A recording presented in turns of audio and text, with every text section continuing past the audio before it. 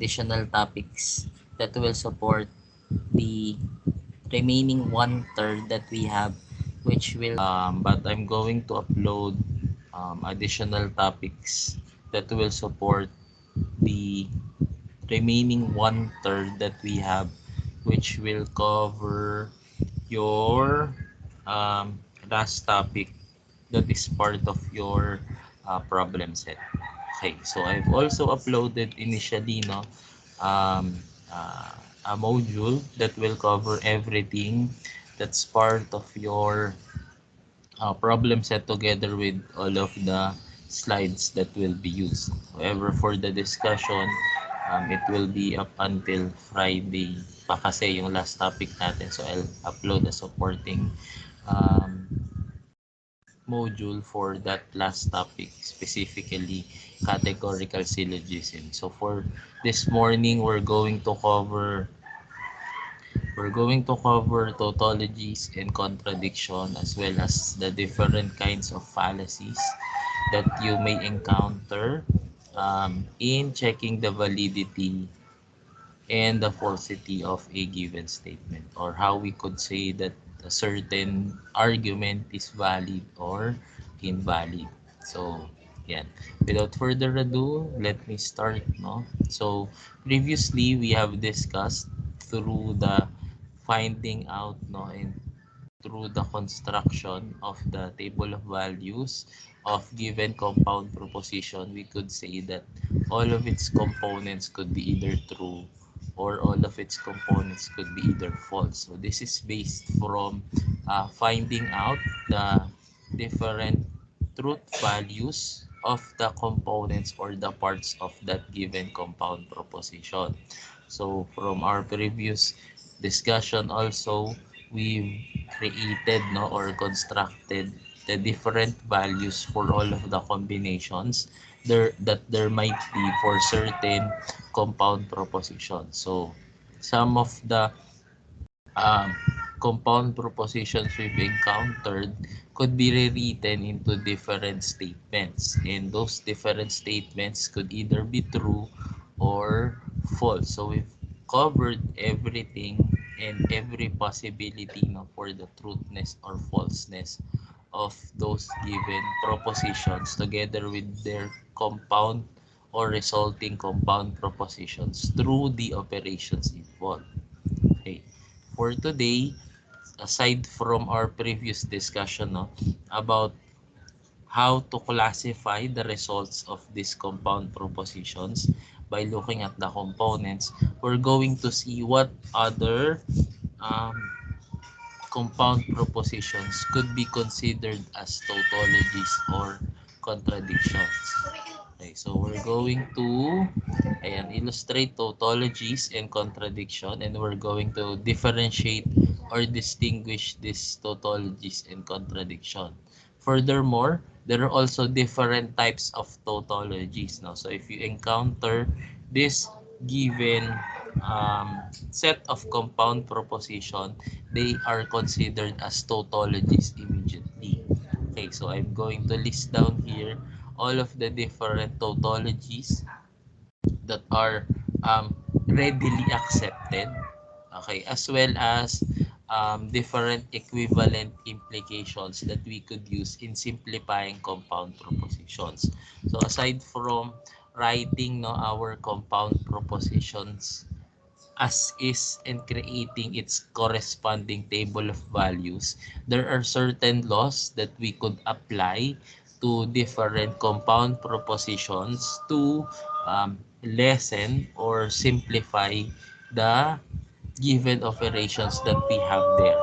Okay, so we could also express a given compound proposition through other ways or through other forms using this given um, equivalent implications that you could apply, certainly, by rearranging the given operations and the given propositions that you have. Okay, so before we start now with our discussion of about the simplification and then the loss, okay, we're going to cover what are tautologies first and contradiction. And then after that, we're going to look at different simple implications that are readily accepted as tautologies. And then finally, we're going to ano, no, list down all of the equivalent implications that we could use, specifically the laws that will be applying to very lengthy or somewhat simply um, lengthy or given compound propositions that could be simplified through these equivalent implications now.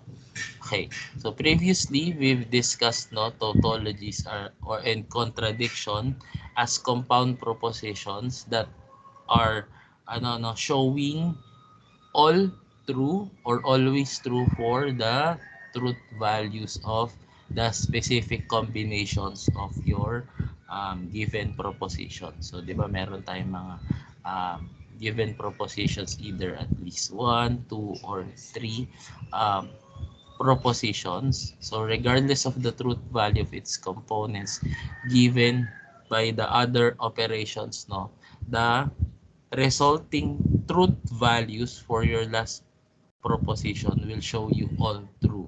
So if it shows you all true, that's a tautology. On the other hand, if it's always false or all false, it is now a contradiction. So looking at our example here, given by P or not P, by constructing the table of values, no, we need to follow the precedence or the order of operations shown here on the given compound proposition. So following that out and constructing no, the corresponding truth values. So start with P and then doing negation first. So not P.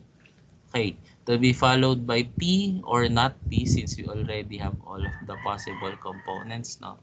Then we will have, okay, so then we will have P and not, P or not P as, ayan, true and true. So looking now at all of the, ano, no, previously laid out components that we have there. Okay, sir, ano po yung mga kailangan nating tignan no, as reference? So we need to look at all of this. So all of the last values previously discussed, no? So from there, we could consider that as a tautology. Kasi notice na all of them are true. Okay, so same goes with other compound propositions. So let's have another example to see whether this would be a tautology or contradiction. So this one is a bit lengthy because it involves now two propositions, and there we go now, one, two, and three operations. So laying out all of the default values for P and Q, we now have true and false, false and true, and false and false given here. While for our operations now, we start with implication because that's what's inside the grouping symbol. Initially, with our previous given, we don't have any grouping symbol, so we need to really identify which comes first.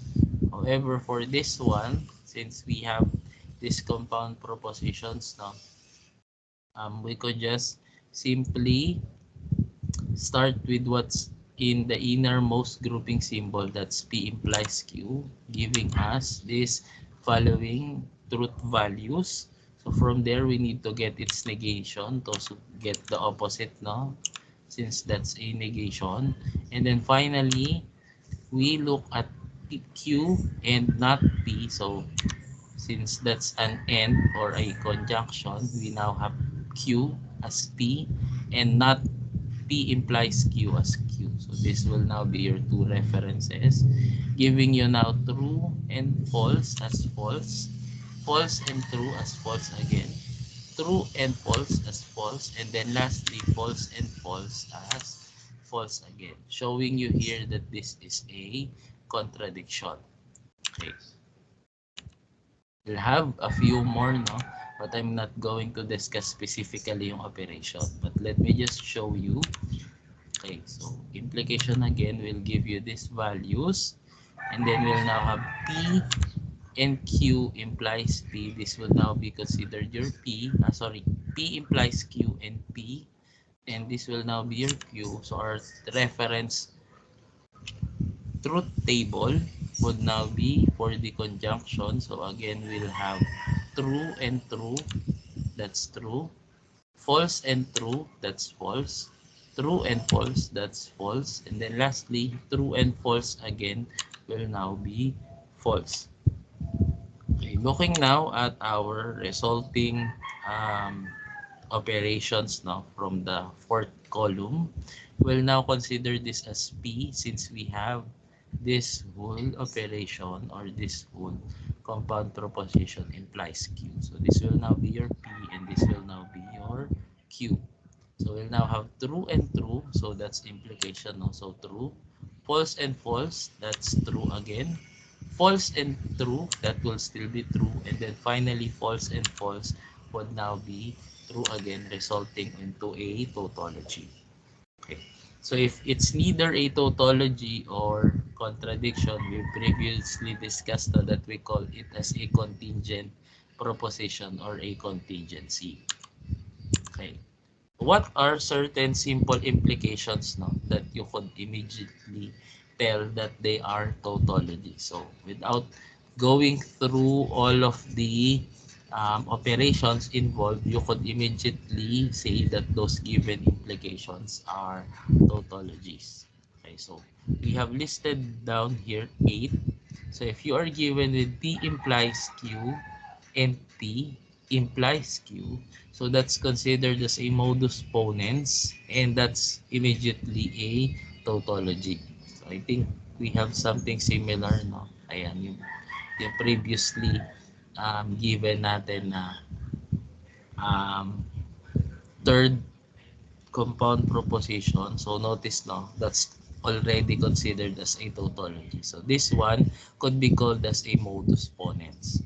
Okay, so aside from what I'm going to upload no as an additional discussion or an additional module for categorical syllogism, I'm going to provide other modules from our previously discussed topic now to show you specific or a more in-depth look at this simple implication. So you just wait now for the module that I'll be uploading to see how modus ponens will be discussed with respect no or with regards to given propositions for your P and Q. Here kasi we're more into the symbolic form no of this given simple implications. So let's see how they will change if they are given as really English statements or English sentences. So for now we're just going to cover no and show you what are their forms and what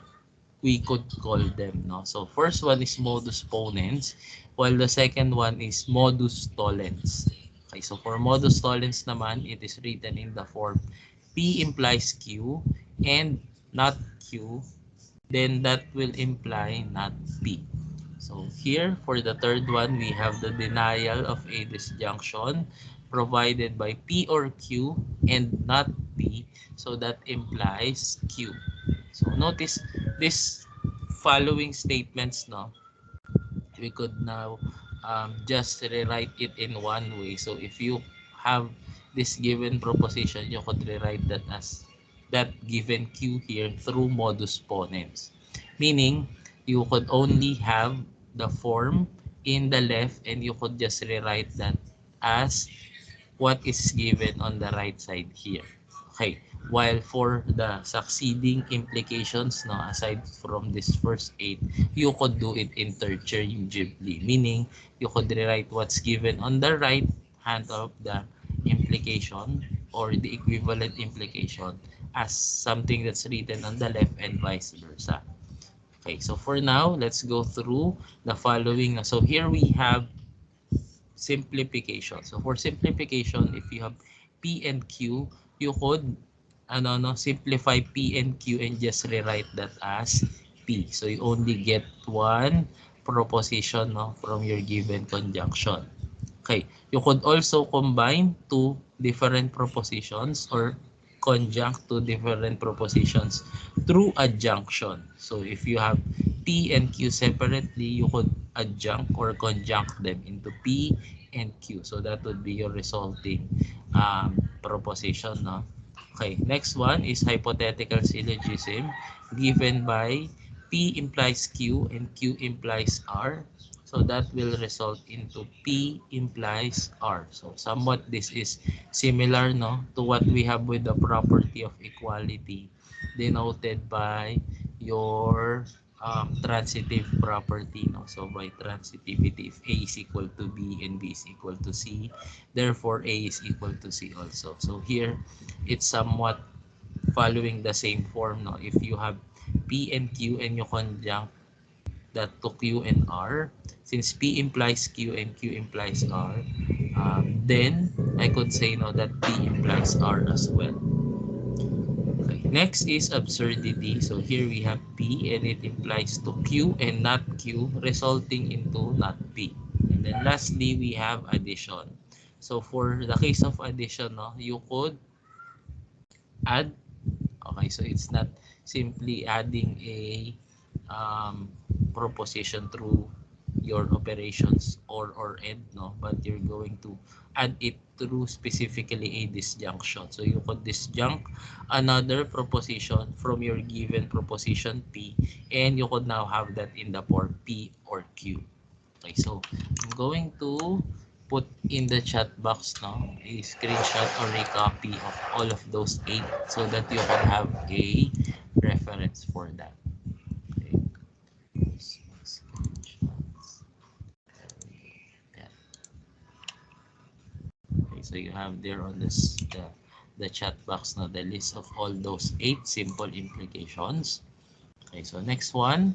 So here now we're going to cover the different implications that we could now use no or refer to when we're simplifying or when we need to simplify given compound propositions. Okay, so the first one is idempotent law.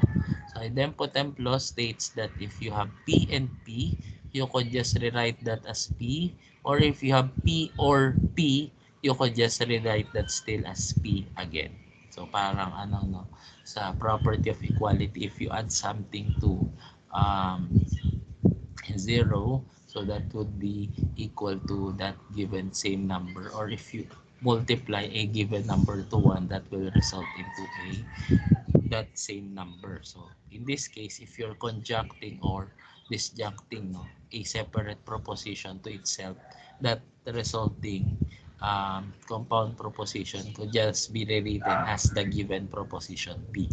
So this is one of the laws no, that we could use to simplify our compound proposition. So next one is double negation. So double negation states that if you negate a negation of a proposition, so that is just simply that given proposition as is.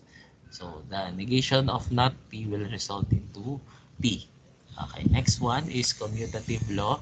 So for your commutative law states that the the order of your propositions in a conjunction or disjunction does not affect your whole compound proposition. So in this case, if it's written in the form P and Q, you could rewrite that as Q and P. Okay. Also, if we have here P and P or Q, you could also rewrite that as Q or P through commutative law. Okay, since this is not an equality, no, but propositions, we cannot use the previous properties of equality that we have, so we need to refer to the different laws for the rearrangement of your proposition so that you could express it in a simplified manner. Okay, so aside from the groupings, the order no, of your um, propositions, you could also change the groupings of your given compound proposition. But the important part here is that you need to take note of that they should have similar, okay, operations involved. So in this case, for the first example, no, all of the operations involved in your proposition, if you're going to rearrange it, should be all conjunction. While in this case, no, this one will be all disjunction. If you have different operations involved, to what's inside and outside of your grouping symbol. So there's a different law that we will apply to that. So you could not just simply change the groupings. So just like this one, the first group or the first compound proposition given by P and not P could be rewritten into another form wherein you're now grouping Q and R with a conjunction of that Q and R, no? So same goes if it's disjunction. So if you have the disjunction of P and Q first before, again, still another or R, you could also rewrite that as is it group, no, as Q or R as compared to the previous proposition that you have here. Okay, so you could now change the grouping symbol based on your given somewhat lengthy compound proposition, no? Okay.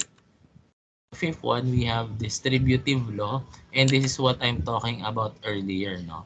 So if you have different operations involving conjunction and disjunction, you cannot just simply rewrite your or change your grouping symbol, no, into this way, because you need to distribute your given proposition to what's inside the grouping symbol. So here, notice now we have the disjunction of Q and R, and we're going to conjunct P to this disjunction. Okay, so we've distributed P and Q resulting into P and Q there, and we also distributed na P and R to this given resulting compound proposition. So what's originally inside your grouping symbol as an operation will now separate your two distinct conjunction now given here. Okay, so same goes if it's disjunction first, you still going to distribute that, no, to the other propositions given by P or Q and P or R, and then you're going to separate them with and that would be your separator for your two resulting propositions. So that's the first five, no, equivalent propositions that we could use. So I'm going to give you a copy of that as well, no, so you can have an immediate reference. Okay, so let's move to the last five, no, equivalent propositions that we could use.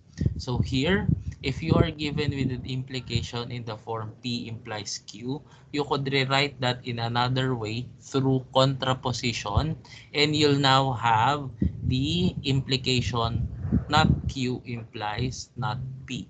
So if it's written in this form or it's written in this form, you could rewrite that interchangeably, no, since equivalent propositions or equivalent implication siya. Okay, so same goes if it's the other way around naman. So later on, pakita natin yung ibang way of rewriting or simplifying your propositions. So next one, here this is very tricky, no, because on our previous example, meron tayong not P and Q. So we've differently simplified or constructed the table of values of the following, because there's a distinct operation that you could do when you're going to distribute, no, your negation outside of your grouping symbol, because these two will be different, no. So I haven't just rewritten not P and Q as not P and Q, because this negation symbol will affect our proposition inside the grouping symbol. So technically, how will it affect your grouping symbols if you negate a given whole compound proposition first as conjunction, no? So you just distribute the negation symbol to the two propositions, or you negate the two propositions resulting into not P and not Q, and you now change conjunction to disjunction. So same goes if it's now disjunction, no? So you still negate the two propositions P or Q, and you now have not P and not Q, while your disjunction previously will now become a will now become a conjunction. Okay, so the next one, number 8, no? So if you have um still an implication. So if you have an implication in the form P implies Q, you could still rewrite that now as a, you could now rewrite that as an implication to a disjunction. So from P implies Q, you could now have another form for that in the form not P or Q.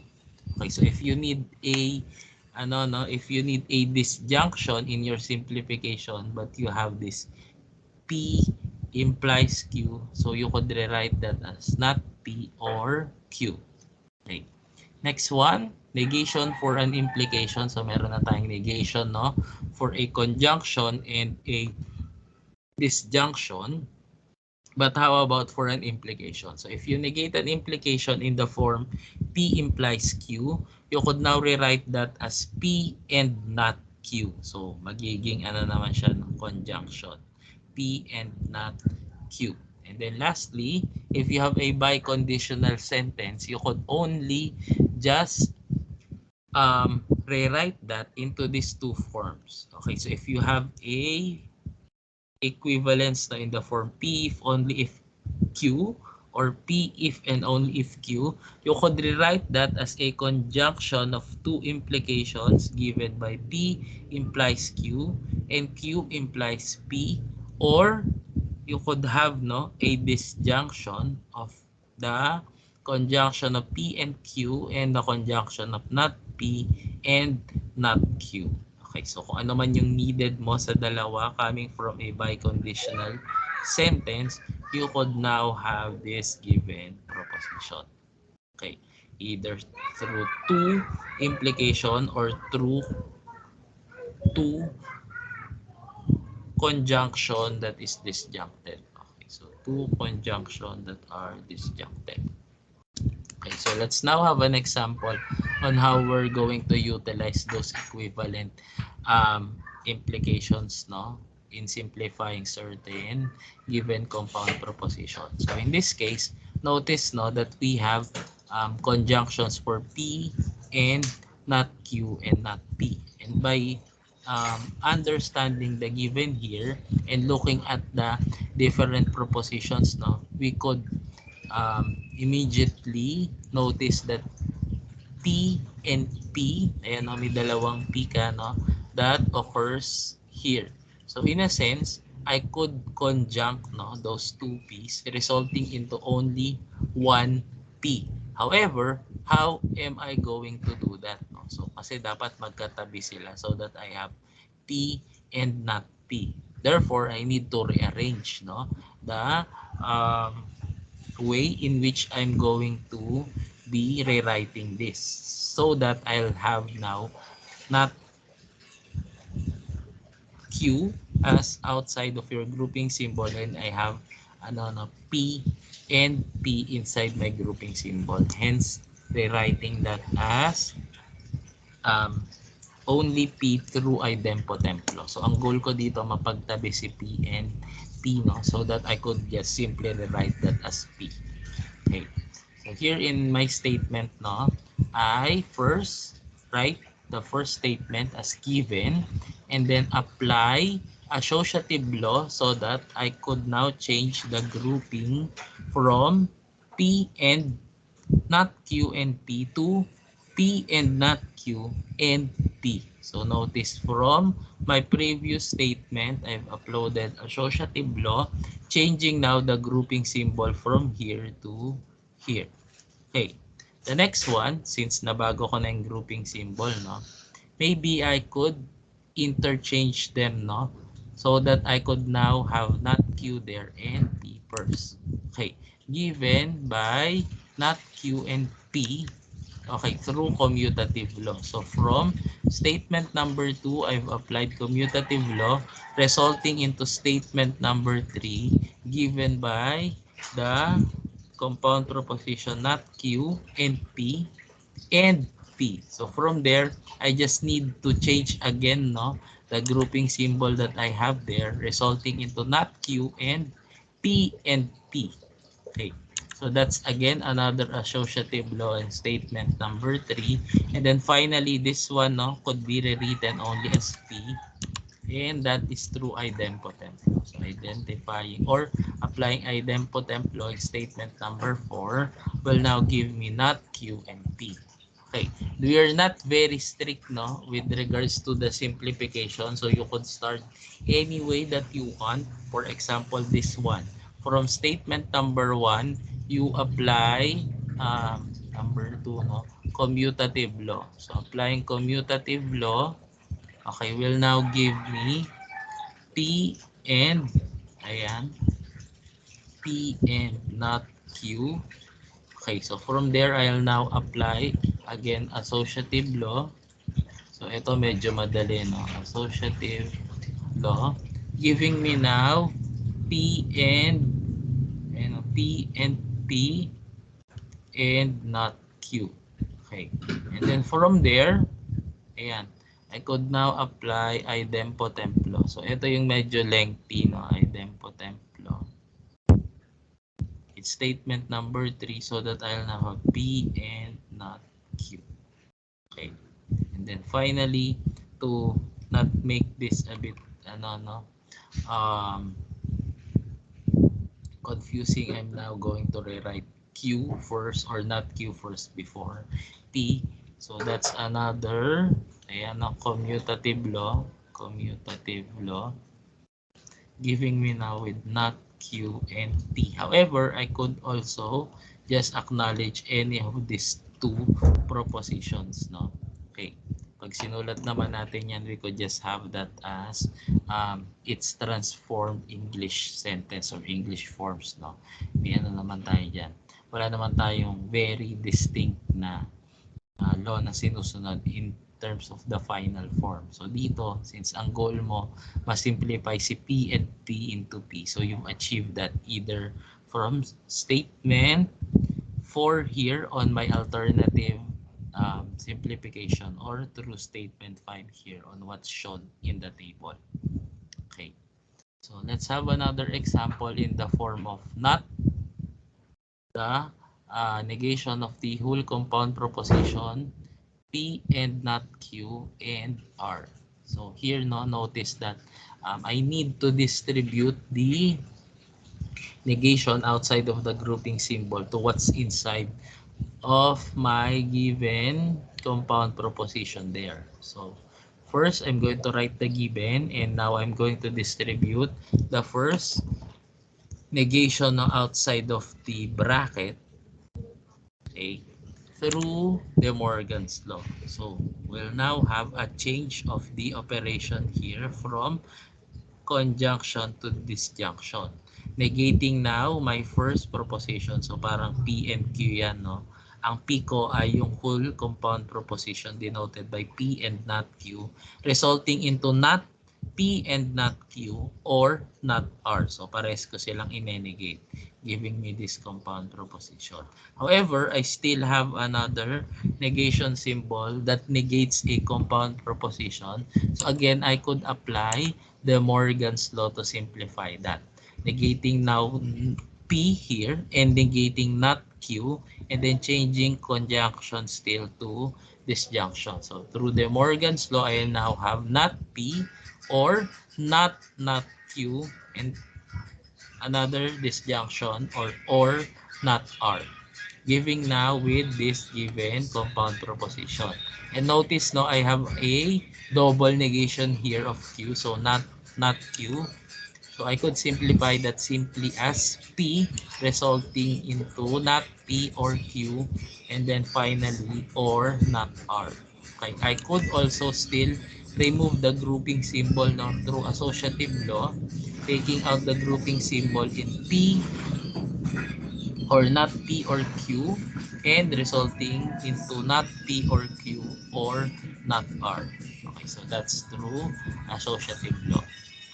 Okay, so if there's a given condition wherein you need to rewrite a certain compound proposition no, into another way, so very guided yung gagawin mo na simplification, just like this one. No? So let's say, kailangan natin tong i-rewrite in such a way that it is written as, pwede natin sabihin as not P and R or Q. So if we have this last compound proposition, no, we could apply for your 6-1. Okay. So you could apply associative law to regroup, no, Q and not R, giving you with this one. So associative law again, associative law, resulting into not P or Q or not R. And then through commutative law 7, para ma-express natin siya dito, no?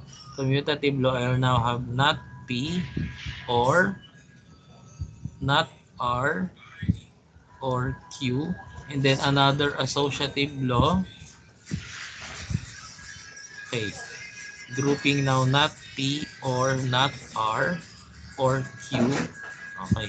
And then finally, I could apply De Morgan's law, no? Kasi I have not P or not R resulting into this one. So, mababalik that si conjunction ko, magiging disjunction. And I'm now going to um, take out that negation and put that inside your grouping symbol, resulting into this specific simplification. Okay, so from there, ayan, yan yung medyo directed, no, na simplification. But in this case, what I could just do here is I could just apply, no, the given negation outside of the grouping symbol and express it in such a way that it could be in simplified form. So dito, okay, kapag alam mo na, no, na it's written in this way, usually conjunction and disjunction and negations, and wala ka nang mahanap na i-simplify through idempotent law na similar proposition, then you could stop with that.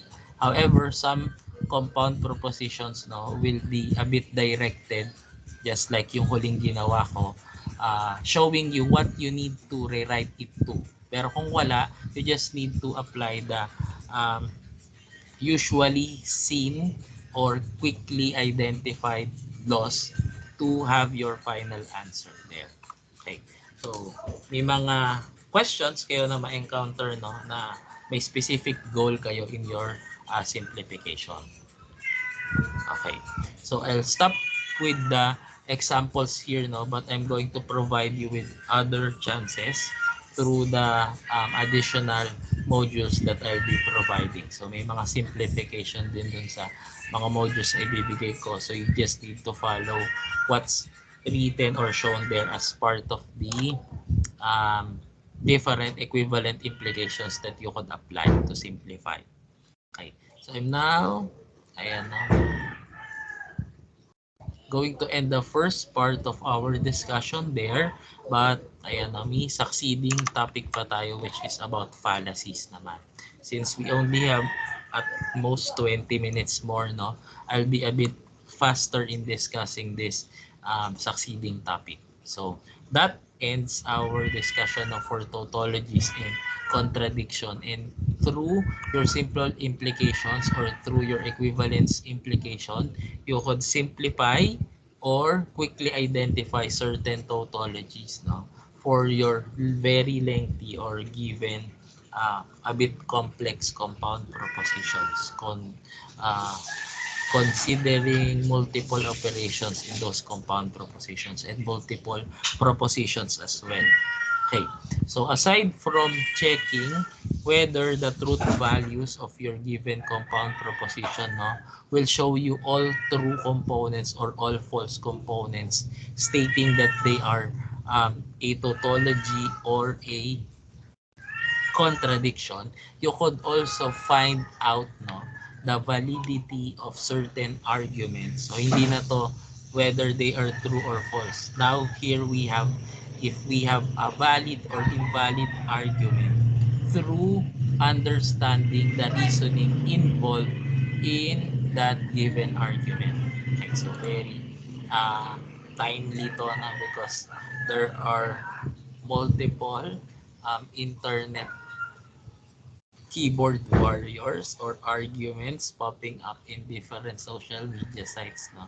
So if you're just a lurker like me, you could identify certain things about how other people reason out their arguments that results into an invalid argument. So based from these different fallacies we're going to encounter, you could say no if a certain person's argument is valid or not through the reasoning involved. So if they committed certain fallacies or the fallacies no that they'll encounter here, those are considered as an incorrect reasoning resulting into an invalid argument.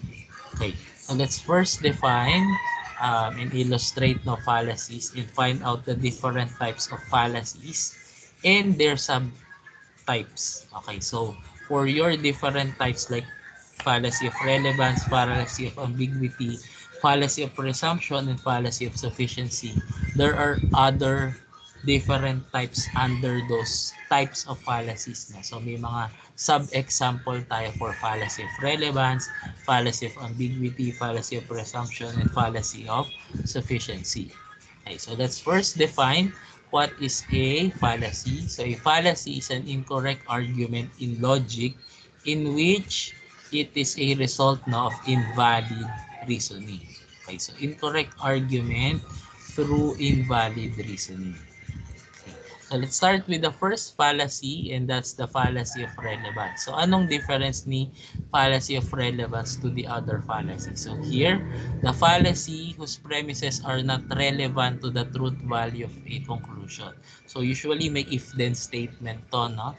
Or in a sense, meron kang first statement and your conclusion. Okay. So an example of fallacy of relevance is through ad hominem. Hominem. Okay. So in Latin, ad hominem, it translates to English as to the person. No? So this is a Latin word translated in English to the person. Okay. So ad hominem is an attempt to discredit an argument by making a personal attack or casting doubt about the character to the person making it. For example, the rival of a senatorial candidate asked their potential constituents why they should not trust the word of the other man no, who was caught cheating on a test when he was in grade 8. So here, there's a personal attack to the other senatorial candidate, no, stating that his character is doubtful since he committed cheating in elementary school. Okay, so that's true ad hominem if you have a personal attack event. By the way, hindi ko pala nabigay no yung last 5 natin na equivalence implication. So you could see that there in the chat box. Okay, so ayan na. Okay, so let's have the next fallacy. So it's still a fallacy of relevance. Okay, so for a while lang ha.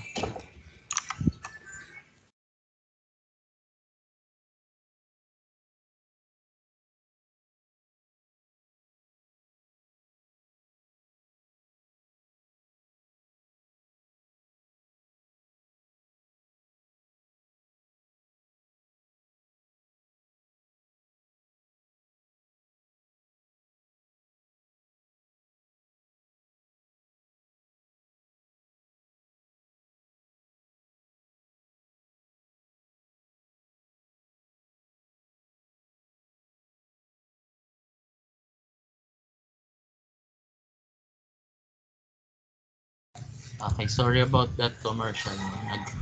Medyo unruly yung mga pusa ko ngayon. Anyway, ayan. Continuing with another type of fallacy of relevance. So, we have now next is appeal to consequence. So, what is appeal to consequence? So, appeal to consequence is strengthening your argument by pointing out the good or bad consequence of believing or not believing in it. For example, ayan no, the claim of the person that we have evolved from apes stated that he cannot be accepted no or he can't accept that claim or that statement because his ancestors would be monkeys. So appeal to consequence here is that the ayan no the statement that he could not accept the claim on a specific claim na yon, people have evolved from monkeys because there would be either a bad or good consequence, no, in believing about those claims because these ancestors, no, o yung ancestor ng person na yon would be monkeys. Okay. However, there's an appeal to consequence here because the ancestors, no, directly involves either your great grandfather, your great great grandfather. Okay. So that's the appeal to consequence there. So you've strengthened your argument by stating the bad consequence based on this given this given argument stated here. So may bad consequence siyang sinabi, oh, ikaw papayag ka ba now that your ancestors are monkeys?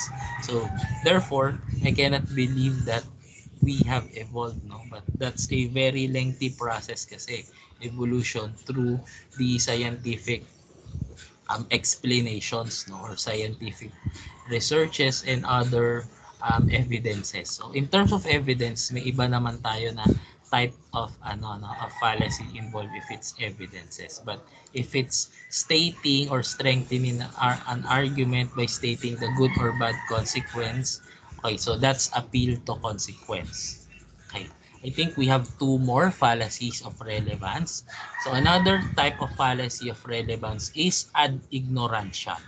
So ad ignorantiam states that your argument is true or false because there is no known evidence to the contrary. So you accept that it is true because there are no evidence that will state that that given argument was false. Or you state that your argument is false because there's no known evidence that it is true. For example, ayan, if dinosaurs exist, I would have seen one by now. So here you no, you check the validity of the existence of dinosaurs because you state that you need to see them. Okay, since you haven't seen any dinosaur, therefore dinosaurs do not exist. So you assume that the given statement that dinosaurs exist, no, is false because you haven't seen any dinosaurs yet. So if that's the kind of argument stated or how the argument is um, constructed, you're committing a fallacy of relevance through ad ignorantia. So you are ignorant, so or appeal to ignorance to So you're ignorant of that fact. Therefore, I could dismiss that as either true or false, or accept that as true or false if there's no known evidence to its opposite, no? Okay, so that's ad ignorantiam. So meron na tayong dalawa. um, Ad hominem is to the people. Okay, so that's a personal attack to the person. Ad ignorantiam is somewhat an appeal to ignorance. Okay, so ad ignorantiam is an appeal to ignorance, or stating that you're ignorant of something. Hence, you could just accept that as true or false since there are no evidence for that. Okay, so we already have three fallacies of relevance, no? Okay, so for the last one, we have, ayan, ad misericordiam. Okay, ad misericordiam now is, ayan, committed when a person states his or her argument seeking consideration, exemption, or some other type of special treatment due to some factors that others may take pity in. Okay, since you appeal to misery, you appeal to compassion to the other person, you laid out your argument in that way. Okay, so what's an example of that? So here a student asks his teacher to change his grade from a failing to a passing mark. So very, ano, very um, a bit too much yung kanyang request since it's a changing from failing to passing grade. So the reason for that is that he argued that his mom is sick and he will be sad, or the parent no will be sad knowing that the student failed the exam. Okay, so eto. Um, you appeal to the teacher's pity that your parent will be sad, no, or be worried about you. And ayan, may another appeal ka pa in terms of telling that your mom is sick. Okay, so if you're just seeking for consideration, no, I think this could be a valid argument. So not a changing of grade, maybe asking for like us, no, may mga attempts tayo sa exam, so asking for a retaking of the exercises, a recomputation through additional attempts for assessments. However, here he laid out his argument through changing of grade. So medyo sobra naman, no, yung request niya. And he appealed to the pity and compassion of the teacher. So if that's how the argument is laid out, so that's a fallacy that is committed through fallacy of relevance given by this specific, no, ad misericordia. Okay, so meron tayong apat na fallacy of relevance. So let's move to the next type. No? Our next type now is a fallacy of ambiguity. Okay, so ambiguity or ambiguousness, no, or of certain statements states that, okay, our given uh, statement could be either true or clear or unclear. So in this case, a fallacy of ambiguity is committed when there's an unclear use of words, tone, or emphasis. So if you're just given with written statements, okay, and you've also, no, express it in another way through directly speaking it or changing the tone or stress or emphasis into certain words, you're committing a fallacy of relevance. Or if you change your other speaker, no, the receiver or the other speaker, change the meaning into a certain way, he or she is committing a fallacy of ambiguity. So how does fallacy of ambiguity happen? So the first example is through accent of fallacy. So, accent of fallacy is committed, no, when you change the meaning of an argument based on the stress placed on a word or part of a sentence. So dito, sometimes, no, Filipinos have different accents through their dialects. So sometimes they put stress on different words that might change the meaning of that whole argument or that whole sentence. For example, I have the statement, I didn't take the test yesterday. Or in monotone, wala akong stress, no? I didn't take the test yesterday. Putting stress now on specific parts or specific words in that statement might change its meaning. For example, putting the stress in I will now state that in words, no, as I didn't take the test yesterday. I didn't take the test yesterday. Meaning, if you're putting the stress on I, you might be hinting that somebody else took the test and not you. I didn't take the test yesterday. Putting now the stress on another word, no, let's say yesterday, will now result into I didn't take the test yesterday. Okay, so here now, you're stating that you took the test some other day. Meaning, it's not the previous day, no? Maybe 2 days before, nauna ka doon sa kausap mo, or 3 days before, or a few months before, no? Or maybe you're scheduled to do it some other time after what you're discussing it to the other person. Okay, taking up another word, no? Like the word the in this given statement will change the meaning into I didn't take the test yesterday. Meaning, you're stating, no, or hinting to the fact that what you're talking about as the given test there is not the test you've took, no. Maybe you're talking about your math subject and sabi nyo may quiz kayo, no. So you're talking, did you take the test yesterday, Mark, no?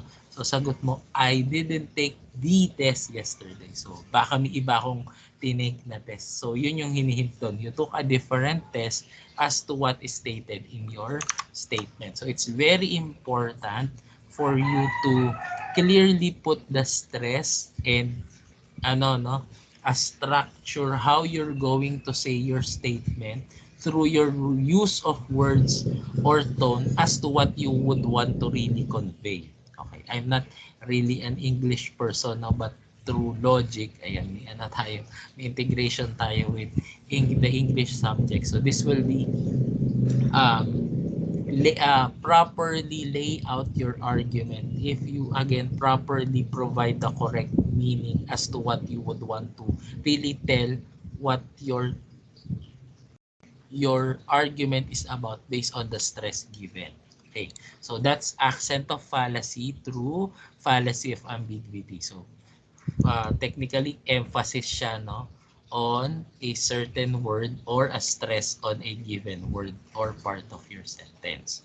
Okay, so let's have other fallacies of ambiguity. So fallacy of ambiguity through equivocation. So ano naman tong equivocation na to? So equivocation is committed when a word or phrase, so still a word, no, a word or phrase is used in a proposition and used again in a different meaning or context in another proposition. So earlier, we're putting stress on certain words. Now, we're going to, ayan, no, maybe get a different meaning into our given or certain word in the proposition or compound proposition. For example, what we have here, a man is the only intelligent animal on the planet. Okay. And since a woman is not a man, we can say that women are not intelligent. So would you agree with this given statement, no? Okay. So somewhat structured siya in such a way na parang pwede mo siyang paniwalaan, no? And it could be considered valid kasi ayan, parang wala namang ibang incorrect statement. However, if you look at it clearly, the use of the word man here and man again on your second statements provides different meanings. Okay, because the first use of man here, no, denotes about humanity or humans in general. Okay, so regardless of other components like gender, race, even age, you're stating that a man is the only intelligent animal on the planet. However, for your second statement, you're specifically using man there in the meaning that you're pertaining to gender. Hence, your given argument now here could be considered incorrect because you've committed equivocation. Okay. So that's fallacy of ambiguity. So please forgive me no kung medyo bibilisan ko na ng konti because we might be short on time. Ayan. I only have 3 minutes more na dito sa clock sa PC ko. So I'm going to go through the other fallacies a bit faster. Okay. So aside from fallacy of relevance, fallacy of ambiguity, we also have fallacies of presumption through, ayan, no, the false assumptions made, making the conclusion impossible to be met. Okay, for this given, we have affirming the consequence. So in this case, if you have the implication P implies Q, you've affirmed the given consequence there as Q. So P implies Q, Q, therefore you have P. Okay, sir, paano po yan sa English sentence? So if I have a flu, then I'll have a fever, and if I have a fever, therefore I have a flu. Or a while lang.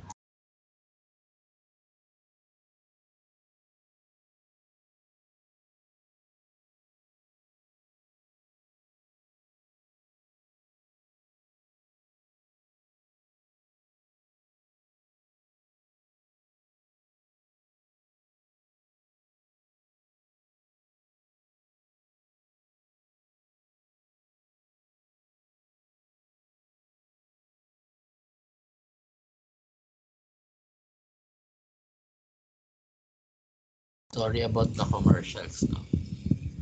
Okay, so ayan. So if you encounter this given statement, no, na in-emphasize lang yung isang consequent, then what you have here, I'll have a fever, therefore I have a flu, ayan, is a fallacy of presumption because you might have other reasons, no, bakit ka may fever, and it's not always that you just have a flu kaya kami fever, pa kami viral infection ka, may bacterial infection ka na, or some other reasons. But since you've stated your argument, no, or you've laid out your argument in this way, it might be um, considered correct or might assume that this is correct, but it is still a invalid reasoning through affirming the consequent.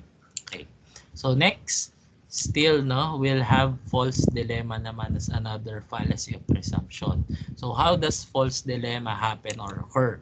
So it's committed when a person is made to choose between two options, disregarding the fact that there are other options available. For example, ayan, the statement, donate to my campaign if you care about the future. So the options that you have here is either you're caring about the future or not caring about the future, no? Okay, so you're forced to donate to the campaign. Okay, and if either you donated or not donated, no, states your stand on caring about the future. So there's false dilemma occurring here because you are being forced, no, to choose any other option or to choose any other options available, and just being forced to choose between the two options given to you in the argument. So if that happens, that's a fallacy of presumption through false dilemma. Okay, so the last kind of fallacy that we're going to be discussing is the fallacy of sufficiency. So fallacy of sufficiency is committed when conclusions are made based on insufficient evidence. So earlier, existence, no, of evidence. Ngayon naman, insufficient or missing evidences. In a sense, kulang yung evidences mo. Okay, so one fallacy of sufficiency is through hasty generalization. Hasty generalization happens when a conclusion is made based on a small sample of the population or based on insufficient evidence. For example, when I was young, my dad and brothers never helped with the household chores. Okay, so ang conclusion niya, all men are useless in the house. Okay, so agree ba kayo doon, guys? Okay, so for that, you committed hasty generalization because you've convicted na, no, all men with just the two um, evidences or two samples that you've had. So let's say kahit pito pa yung brothers mo, no, your dad and your brothers will not constitute to a sample for all of the men in the maybe in the whole wide world, no? Kasi ang tinutukoy mo dito all men eh. So pwedeng all men regardless kung nasaan man sila or na lahat ng lalaki sa mundo, no? Okay. So in statistics also may ano tayo, no? May what you call that? May formula tayo or may condition tayo na chine-check, no, or we use to check whether our given sample is sufficiently large or not. So naging specific na tayo dito. But if you don't have that large sample to support your evidence, okay, so you're committing a hasty generalization and that's considered a fallacy of sufficiency. Okay. The next one is still a fallacy of sufficiency, and that's through composition. So fallacy of sufficiency or composition is committed, no? Or a fallacy is committed if a conclusion is made about a whole group based on its parts or its members, or a whole or a group based on its parts or its members. For example, the legs of the chair are made of wood. Okay, so you immediately concluded that the whole chair is made of wood based on your first observation. So another example of this is that let's say two senators were convicted of graft and corruption. Okay. Therefore, I conclude that all senators are corrupt officials. Okay. So based on those two senators that were convicted of graft and corruption. So ilan ba senators natin? We have 24, no, in the Senate. So at least 5%. Ay, sufficient na pala siya.